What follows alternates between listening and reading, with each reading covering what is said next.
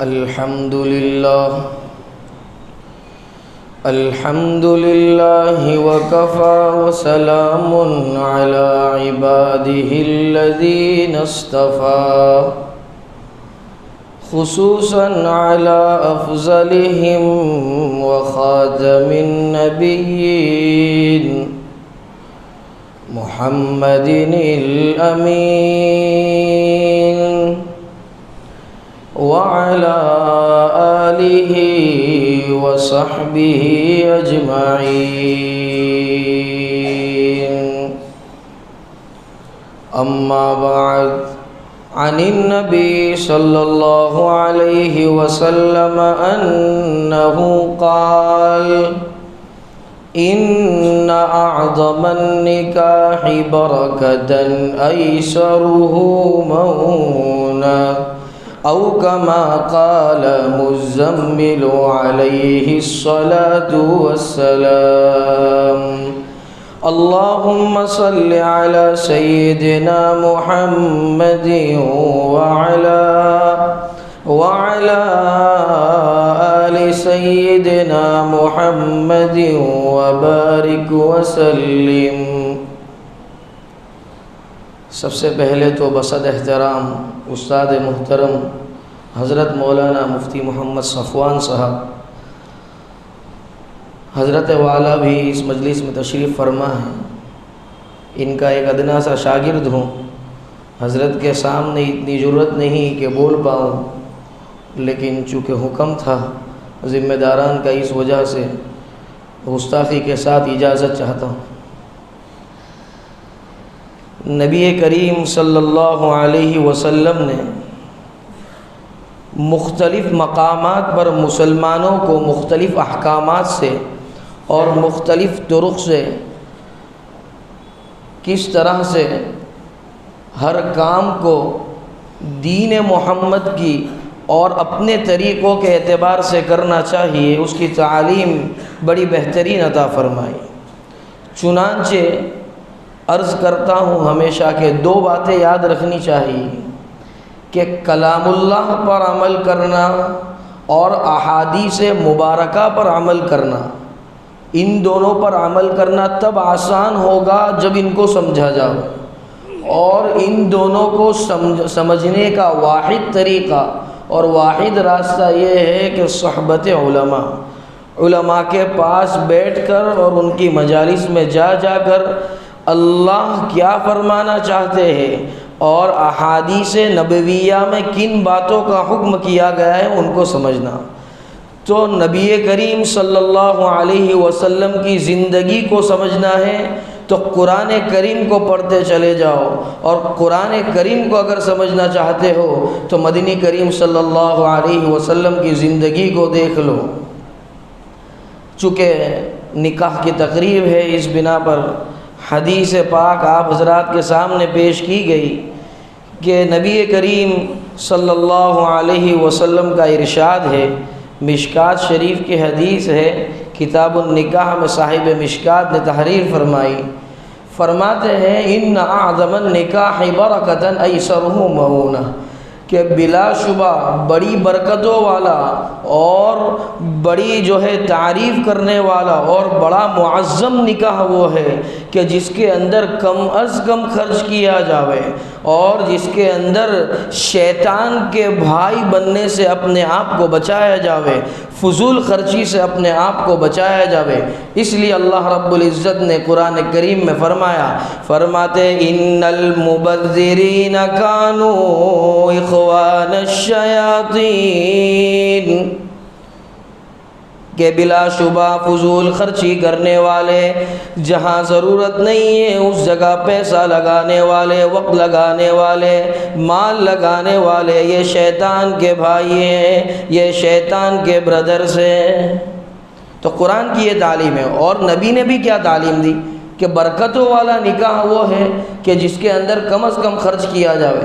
چنانچہ چند خرافات کو بیان کرنے کی کوشش کروں گا، اور اس کے بعد ان تمام چیزوں سے بچ کر کس طرح سے کامیابی اور کامرانی ہمارے قدم چومے گی اس پر کچھ نظر ڈالیں. سب سے پہلا تو کہ نکاح کے موقع پر لڑکی والے جو ہوتے ہیں ان میں یا تو افراط ہوتی ہے یا تفریط ہوتی ہے۔ پہلی بات کہ لڑکی کے کھانے کو ہم اتنا برا سمجھتے ہیں کہ ہم اس کا بائیکاٹ کر دیں، لڑکی کے کھانے میں ہم جاتے نہیں۔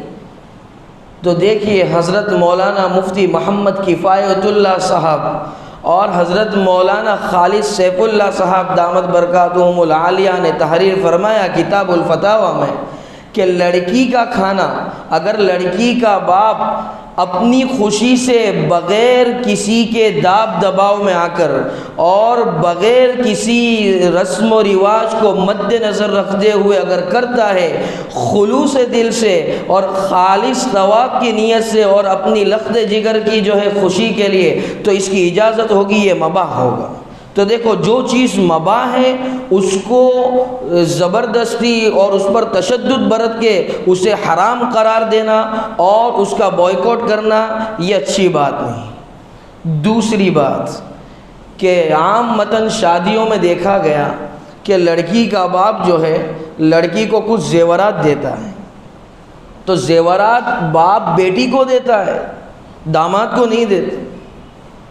اور اگر باپ نے بیٹی کو کچھ زیورات نہیں دیے یا کم دیے تو اسے پھر شادی کے بعد اس قسم کے تانے دینا اور اس قسم کی باتیں سنانا کہ تو لائی ہی کیا تھی تیرے باپ کے یہاں سے۔ تو بتاؤ مدنی کریم صلی اللہ علیہ وسلم نے اپنی ازواج مطہرات میں سے کبھی کسی کو ایسا کہا؟ کبھی کسی سے کسی چیز کا مطالبہ فرمایا آپ صلی اللہ علیہ وسلم؟ تو پھر ہم جن چیزوں سے رکنا ہے ان میں تو رکتے نہیں، اور جن چیزوں کو مباح قرار دیا ان میں تشدد برت۔ چنانچہ بیٹی کو اس کا باپ جو دینا چاہے اور جتنا دینا چاہے اگر خوش دلی سے داب دباؤ کے بغیر دینا چاہتا ہے تو اس کو دینے کی اجازت ہو۔ تیسری بات، ہمارے یہاں عام متن یہ خرابی بھی پائی گئی کہ بیٹی کو سونا دینے کے وقت اور کنگن دینے کے وقت اور بیٹی کے ماں باپ کے دماغ میں ایک خیال یہ ہوتا ہے کہ اس کی نڑن کو بھی دینا پڑے گا، یعنی میری بیٹی کے شوہر کی بہن کو بھی کچھ دینا پڑے گا، یا یہ کہ میری بیٹی کی ساس کو بھی دینا پڑے گا۔ اس کی بھی کوئی حقیقت نہیں۔ ان تمام چیزوں سے رکنا ہے، اور ان تمام چیزوں سے رکنا ہے تو یہ کس کی تعلیم ہے؟ وہی ان اعظم النکاح برکۃ ایسرہ مؤونہ، مدنی کریم صلی اللہ علیہ وسلم کی یہی تعلیمات رہی ہے کہ یہ بغیر کام کی چیزوں سے رکو تو نکاح دن بدن آسان بنتا چلا جائے گا۔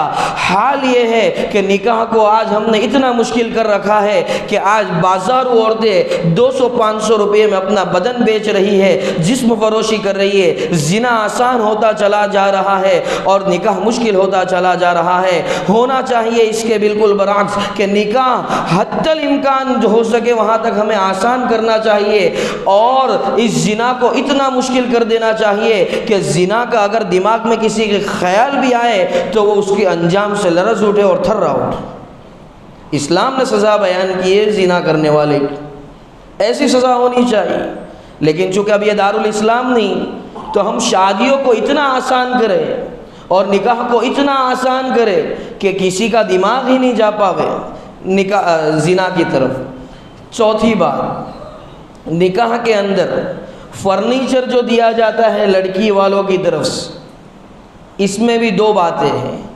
آیا لڑکی کا باپ یا تو خوش دلی سے دے گا یا داب دباؤ میں آ کر دے گا؟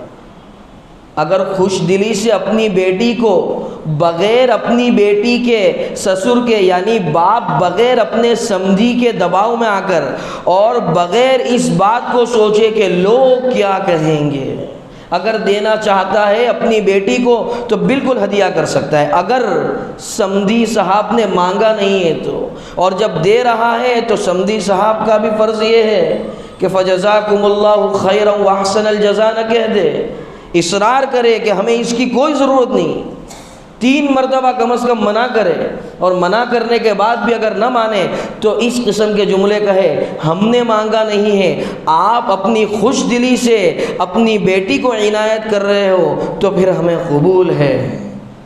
ورنہ ہم یہ چاہتے ہیں کہ ہم اپنی طرف سے خرچہ کریں، لیکن اگر یہ سوچ کر دے رہا ہے کہ لوگ کیا کہیں گے اور زمانہ کیا کہے گا، سماج کیا کہے گا، برادری کیا کہے گی، اس کی بالکل اجازت نہیں ہو سکتی۔ اسی لیے بڑی اچھی بات کہی، سارا جہاں ناراض ہو پرواہ نہ چاہیے، سارا جہاں ناراض ہو پرواہ نہ چاہیے، مد نظر تو مرضی جانان چاہیے، بس اس نظر سے دیکھ کے کر تو یہ فیصلہ کہ کیا کیا تو کرنا چاہیے اور کیا نہ چاہیے۔ اللہ کیا چاہتا ہے وہ کرو نا، رسول اللہ کیا چاہتے ہیں وہ کرو۔ پھر دیکھو کیسے اللہ کی امداد شامل حال ہوتی ہے۔ ارے سارا زمانہ یوں کہہ دے کہ کنجوس ہے، مکھی چوس ہے، سارا زمانہ اگر تمہیں بدنام کرنے پر آ جاوے، قسم ہے اس پاک ذات کی تمہیں بدنام نہیں کر سکتی وہ ذات، جبکہ تم نے اللہ کے اور اس کے محبوب مدنی کریم صلی اللہ علیہ وسلم کے طریقوں کو اپنا اوڑھنا اور اپنا بچھونا بنایا ہے۔ ارے اپنا رول ماڈل اور آئیڈیل اگر کسی کو سمجھتے ہو، کسی امیر آدمی کو مت سمجھو، کسی 30 مارخ ترم خواہ کو اپنا آئیڈیل رول ماڈل مت سمجھو، کسی بمبئی کے شیطان کو اپنا رول ماڈل آئیڈیل مت سمجھو۔ اگر سمجھنا ہے کسی کو عمل کرنے کے قابل اور کسی کی پیروی کے قابل تو وہ سرکار دو عالم صلی اللہ علیہ وسلم کو سمجھو۔ اس لیے کہ ہر ابتدا سے پہلے، ہر انتہا کے بعد، نام نبی بلند ہے نام خدا کے بعد۔ اور ہم کیا کہتے ہیں کہ ہماری دعائیں کیوں نہیں سنی جاتی، کیوں آج ہم پر حالات آن پڑے ہیں، کیوں آج ہمارے لفظ اللہ کے پکارنے میں وہ اثر باقی نہیں رہا؟ تو پھر خود ہی کو کر بلند اتنا کہ ہر تقدیر سے پہلے خدا بندے سے خود پوچھے بتا تیری رضا کیا ہے۔ اور خود کو انسان کب بلند کر سکتا ہے، خود کو انسان کب اس قابل بنا سکتا ہے کہ ہماری جو منشا ہو اس پر اللہ رب العزت فیصلے فرمائے؟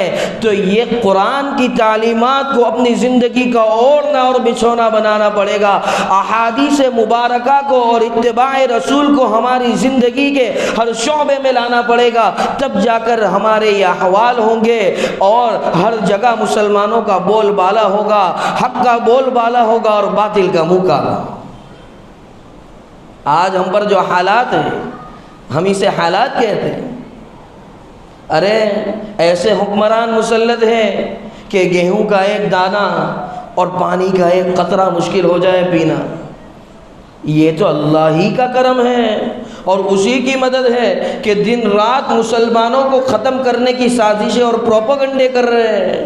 اس کے باوجود اللہ رب العزت اچھا کھلا رہا ہے، اچھا پلا رہا ہے، ایسی مجالس قائم ہو رہی ہے، مساجد آباد ہے۔ تو یہ اللہ کی مدد نہیں ہے تو اور کیا ہے؟ ارے کیا ہم اسے اللہ کی مدد نہیں مانتے؟ ارے اللہ کی مرضی ہے اور اللہ نے ان کے ہاتھوں کو ابھی اس بات سے روک رکھا ہے کہ ہمیں وہ غلام بنا لے۔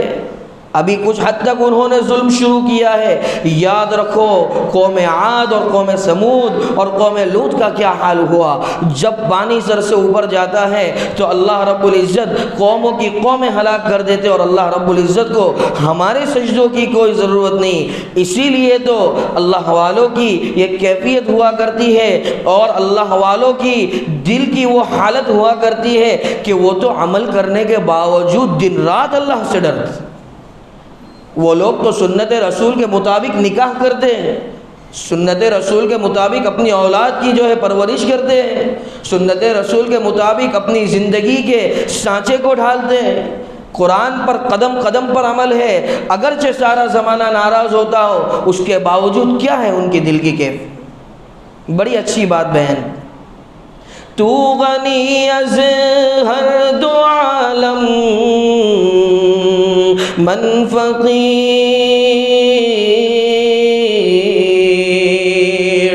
روز محشر عذر ہائے من پذیر گر تو بینی حسابم ناگزیر از نگاہ مصطفیٰ بالغابگیر دہیج بھی مانگ رہے ہیں، سونا بھی بٹور رہے ہیں، اور بغیر کام کی خرافات بھی نکاح میں لا رہے ہیں۔ اور کیا خیال ہے کہ ہم سرکار کو منہ دکھلا پائیں گے روز محشر؟ کیا حوض کوثر پہ جا کے جو ہے جام کوثر سرکار کے ہاتھ سے لے پائیں گے؟ جام کوثر کے ہم مستحق ہوں گے؟ جبکہ یہ اللہ والے اپنی زندگی کو سرکار کے طریقوں کے مطابق گزار کر اس قسم کی باتیں کہہ رہے ہیں کہ اللہ میرے اعمال اس قابل نہیں کہ تو حساب لے، لیکن اگر میں اتنا ہی بد نصیب ہوں کہ میرا حساب لیا جاوے تو سرکار دو عالم صلی اللہ علیہ وسلم کی نظروں سے اوجھل رکھیو، اس جو ہے گناہگار کو اور جو ہے اس باپی کو تیرے محبوب سرور کائنات صلی اللہ علیہ وسلم کی نظروں سے اوجھل رکھیو، کیونکہ میں اس قابل نہیں کہ میرا حساب تاجدار مدینہ کے سامنے لیا جا سکے۔ بہرحال پانچویں چیز، آج کل نئی بات نکلی ہے برائیڈل شاور۔ پتہ نہیں یہ کس قسم کی چیز ہے، عورتیں شادی شدہ ہو یا غیر شادی شدہ کیک کاٹتے ہیں دلہن کے ساتھ بیٹھ کر، ناچ گانے کرتے ہیں، اور ایک روایت کے مطابق، روایت سے مراد ایک صاحب نے کہا اس کے مطابق اس کے اندر کچھ عورتیں برہنہ قسم کے لباس پہنتی ہیں، آدھے لباس پہنتی اور آدھے نہیں، اور ڈانس کرتی، اور یہ کیا کہتے ہیں اس کو؟ ہم نے تو اس کو کیا دی؟ ٹریٹ دی۔ ہماری فرینڈ، ہماری سہیلی، فرینڈز فار ایور ہے ہم لوگ، اس وجہ سے ہم نے اس کو کیا دی؟ ٹریٹ دی۔ تیری ٹریٹ تیرے جیب میں رکھ، بہت ٹریٹ دینے کا شوق ہے اور بہت جیب میں مال کھن کھن کرتا ہے، مدرسے کی رسید بنا لے بھائی جا کے، یتیم خانے میں اتنا پیسہ دے دے، اور اگر تجھے اتنا ہی ذوق ہے ٹریٹ دینے کا تو کہہ دے کہ ایک وقت کا کھانا میری طرف سے رہے گا ان کا، اور کھانا رکھنے کے ساتھ ساتھ کس پر عمل ہو؟ اخلاص پر عمل ہو۔ پھر یہ نہیں کہ سارے جہاں میں کہتے گھومیں کہ فلاں ابن فلاں کا جو کھانا ہوا تھا نا الحمدللہ میری طرف سے تھا، سارے گاؤں میں ڈنڈورے پیٹتے گھومیں۔ تو یہ برائیڈل شاور کی بھی کوئی گنجائش نہیں ہے شریعت محمدیہ میں، اور اس کی قطعی اجازت نہیں ہو۔ چھٹی بات، دلہے کے جو فرینڈز ہوتے ہیں، جو دوست ہوتے ہیں، وہ میاں کو لے کر جاتے ہیں نکاح کے بعد رات کو 1-1:30 بجے تک گھومتے ہیں۔ بھائی شریعت نے پیسہ خرچ کرنے کو اور گھومنے کو منع نہیں کیا، لیکن وہاں جا کر جو اسپرنکلنگ کرتے اسنو کا، اسپرے کا، وہاں جا کر کے جو برہنہ عورت کا فوٹو بنواتے ہیں کیک کے اوپر، وہاں جا کے اسے کہتے ہیں کہ رات کو ویڈیو کال کروں گا، وہاں جا کے اسے یہ کہتے ہیں کہ کل صبح پوچھوں گا کہ کیسا رہا معاملہ۔ تو یہ سب چیزوں کی اجازت نہیں دیتی شریعت۔ ٹھیک ہے اس کو لے کر کھانے کے بعد تھوڑا سا چلے گئے اور کچھ کھا لیا، کچھ پان وغیرہ کھا لیا، کچھ ٹھنڈا وغیرہ پی لیا، لیکن وہاں جا کر جو ہے دھوم 2 اور دھوم 3 بجا رہے اور دبنگ اسٹائل میں ڈانس کر رہے، اس کی کوئی اجازت نہیں اور اس کی شریعت کے اندر کوئی حقیقت نہیں۔ تو ان چیزوں کو چھوڑنا ہے۔ تو لڑکی کے کھانے کو کہتے ہیں نہیں مول صاحب کھواوے ہی نہیں لڑکی کا کھانا، لڑکی کا کھانا کھا ہی نہیں سکتے۔ کیوں؟ ارے یہ کیسی بات ہوئی، لڑکی کا کھانا کوئی کھاتا ہوگا؟ ارے بھائی یہ کیک کوئی کاٹتا ہوگا؟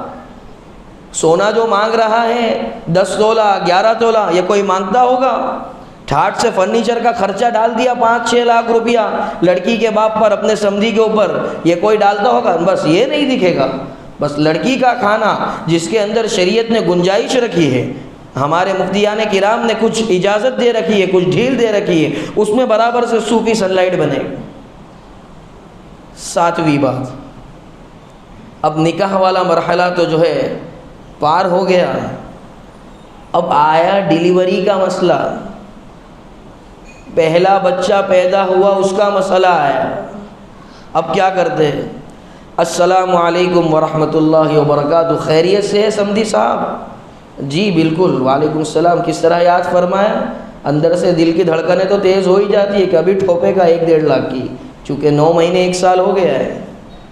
وہ ذرا ابھی آپ کی جو بیٹی ہے آپ کی لخت جگر، اس کے یہاں نیا مہمان آنے والا ہے، طبیعت تھوڑی خراب ہے، سوچا اب آرام کر لے گی آپ کے یہاں۔ یہاں تو کیا ہے، بچوں کی آمد و رفت اور جو ہے انتشار ہوتا ہے اس قسم کا، تو آپ کے یہاں برابر سے کمرے کے اندر رہے گی۔ ہم چاہتے کہ آرام کرے، ہماری بیٹی ہے، ہم نہیں چاہتے اسے تکلیف۔ بیٹی کو آرام کرنے کے بہانے بھیجا، اب درد ذہن اٹھا، باپ لے کے اسپتال جا رہا ہے، بچہ آ گیا، پھر سمدھی صاحب فون کرتے ہیں، دادا بننا مبارک ہو، پوتے کے دادا بنے یا پوتی کے دادا بنے۔ ہم پوچھتے ہیں کہ بل کتنا ہوا؟ کیوں؟ ارے ہوئے پہلی ڈیلیوری اور پہلی ولادت ہوئی ہے، یہ تو سسرے باوا ہی خرچہ کریں گے، یہ تو ہمارے سمدھی صاحب ہی خرچہ کریں گے۔ اس کی اجازت دی ہے شریعت نے، اس کو مباح قرار دیا ہے شریعت نے۔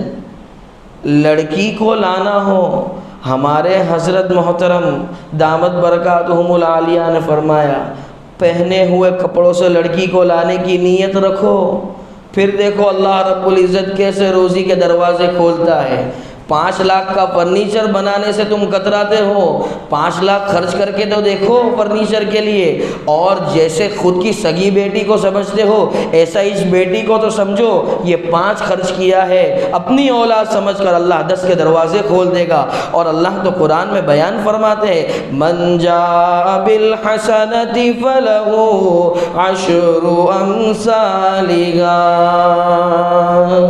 جو ایک نیکی کرتا ہے اخلاص کے ساتھ، اللہ رب العزت 10 گنا لکھ دیتے ہیں۔ تو اخلاص کے ساتھ ایک فرنیچر بنوائے گا تو 10 فرنیچر کے پیسے اللہ رب العزت نہیں دیں گے اس؟ ارے یہ بھی نیکی کا کام ہے۔ اب کہیں گے کیوں نیکی کا کام؟ اس وجہ سے کہ جو خرافات ہے اور جو رواجات ہے اور جس کو ہم نے یوں سمجھ رہا ہے یہ تو کرنا ہی پڑے گا، اس کو چھوڑ کر سارے زمانے کی نظروں میں بدنامی مول کر ہم نے اللہ کے قرآن پر اور سرکار کی تعلیمات پر عمل کیا، گویا ہم نے نیکی کا کام کیا۔ جب نیکی کا کام کیا تو پھر یہ کلام سچا ہے۔ اللہ رب العزت خود سورہ تاریخ میں بیان فرماتے ہیں انہ لقول فصل، بلا شبہ یہ قرآن کریم جو محمد مصطفیٰ صلی اللہ علیہ وسلم پر نازل کیا گیا بڑی سیدھی بات ہے، بڑی سچی بات ہے، گول مول بات نہیں، کوئی بیوقوف بنانے کی بات نہیں۔ اگر دنیا میں سب سے سچا کوئی کلام ہے اور سب سے بہترین اور سب سے سچی کوئی کتاب ہے تو وہ کلام اللہ ہے، اور اللہ خود کلام اللہ میں بیان فرما رہے ہیں انہ لقول فصل، یہ بڑی سیدھی بات ہے، بڑی پکی بات ہے، یہ ہائی کورٹ اور سپریم کورٹ کا فیصلہ ہے۔ قرآن کے فیصلے بدلے نہیں جاتے، تو جب قرآن کا فیصلہ ہے من جاء بالحسنۃ فلہ 10 امثالہا، تو کیا اللہ اسے بدل دیں گے؟ کیا ہم نے طریقے کے مطابق نکاح کیا تو اللہ اسے بدل دے گے؟ بہرحال بات کہیں کی کہیں چلی جا رہی ہے۔ 8ویں بات، بچے کی ولادت ہو گئی، حضرت تو بل سے دستبردار ہو گئے، اب آئی 6ٹھی، پتہ نہیں اس کی کیا حقیقت ہے، یہاں سے 10,000 آ رہے ہیں، وہاں سے 5,000 آ رہے ہیں، یہاں سے نیوتا جا رہا ہے، وہاں سے آ رہا ہے، اس کی کہاں کوئی حقیقت ہے؟ ہاں تم دے سکتے ہو اپنے آنے والے نواسے یا نواسی، اپنے پوتے یا پوتی کو، لیکن اس طرح سے کہ نہیں 10 جوڑی کپڑے رکھنے ہی پڑیں گے، اس کو 2 گہوارے دینے ہی پڑیں گے، اور جو جس کے ہاں بیٹا ہے اس کی جو ہے دیورانی اور اس کی جیٹھانی، اس کو 200 روپے کا کور رکھنا ہی پڑے گا۔ چونکہ میں بھی یہی معاشرے میں رہتا ہوں اس لیے ان تمام چیزوں سے واقف ہوں۔ یہ تمام چیزیں ہو رہی یا نہیں ہو رہی؟ یا صرف زبانی جمع خرچ ہو رہی ہے یہاں پر؟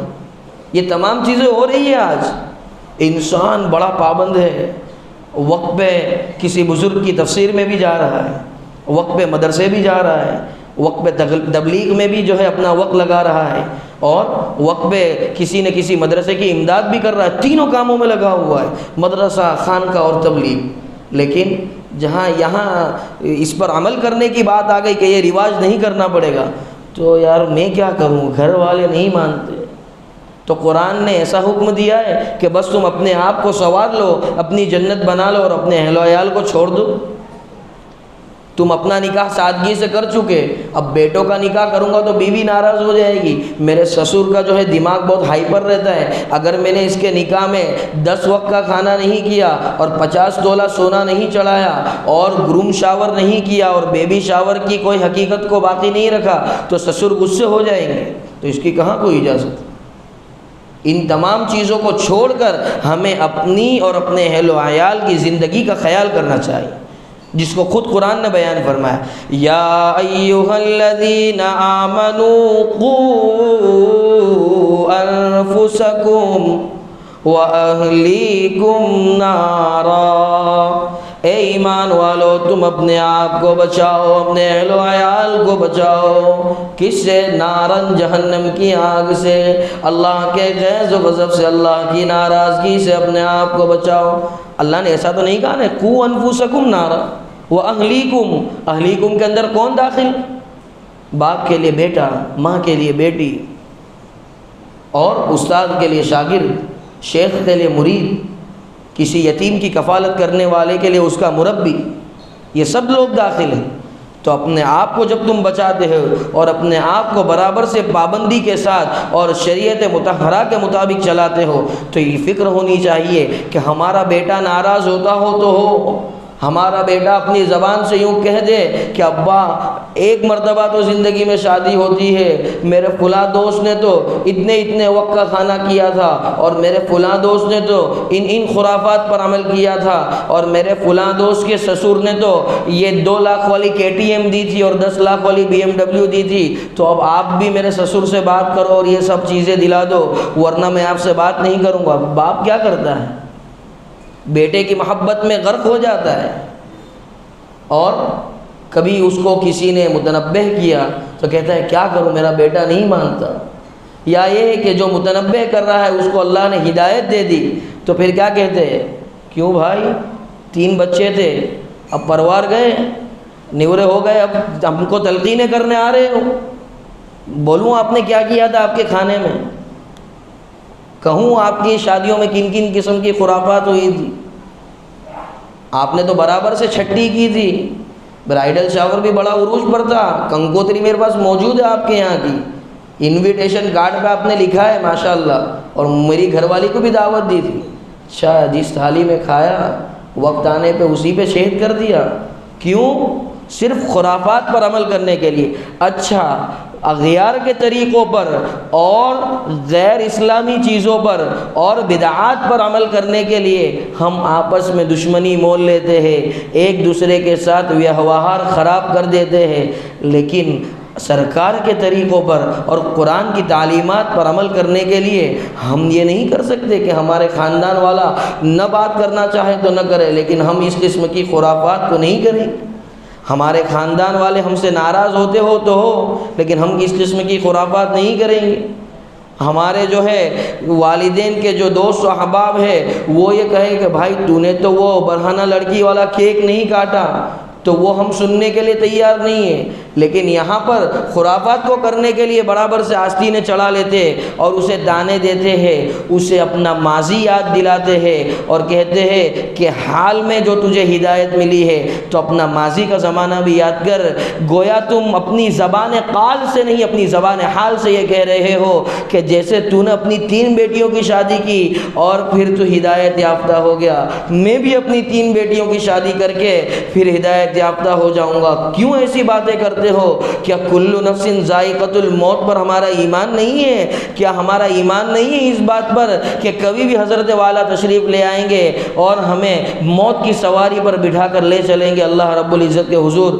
بس انہی کچھ گزارشات کے ساتھ یہ 7-8 جو باتیں اللہ رب العزت نے دل و دماغ میں ڈالی، ان چند گزارشات کے ساتھ آج کی بات کو ختم کرتے ہیں۔ اللہ رب العزت سننے سے زیادہ عمل کی توفیق عطا فرماوے۔ وآخر دعوانا ان الحمد للہ رب العالمین۔